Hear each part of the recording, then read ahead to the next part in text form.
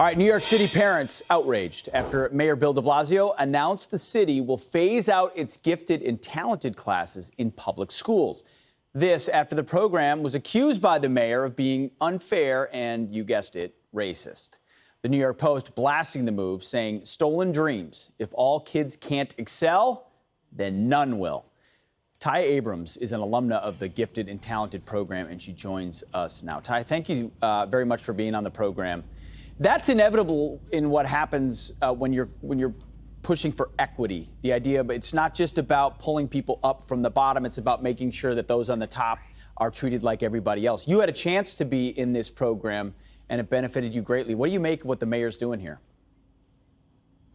The reality is, 4 years old is a little too early to determine whether or not a child is gifted or not. So I agree that that process did allow for a lot of students to be left out of the pipeline.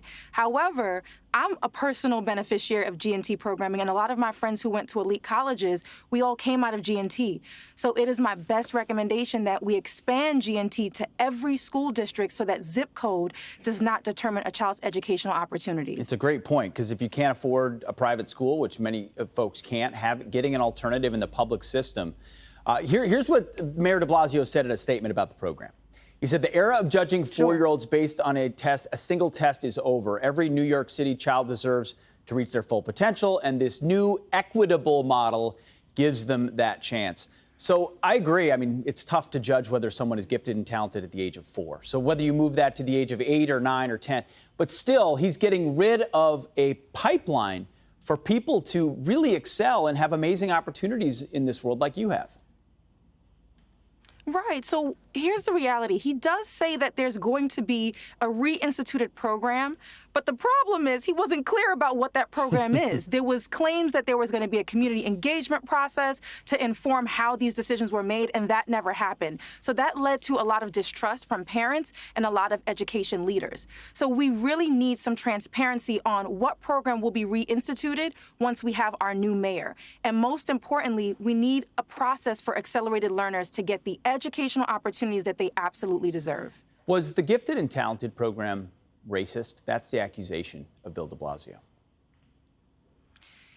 The reality is a lot of students didn't know about it. So when you have a gap in information being equitably spread across the board, as well as preparation opportunities, it can lend itself to it being racist because certain communities do have access to more resources than others.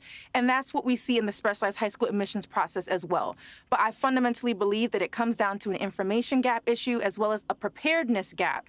And once we close those two barriers, a lot of these Black and brown students will have access to these educational opportunities. So a better approach would be to look at state exam scores, which is already standardized across the board, and you can see students who have double 4s in both math and ELA, those students should be pulled for G&T programming. Information and preparedness is what is the gap, as opposed to a system being racist inevitably, because it benefits so many people. Tai Abrams, thank you very much for your insight. Appreciate it. Thank you.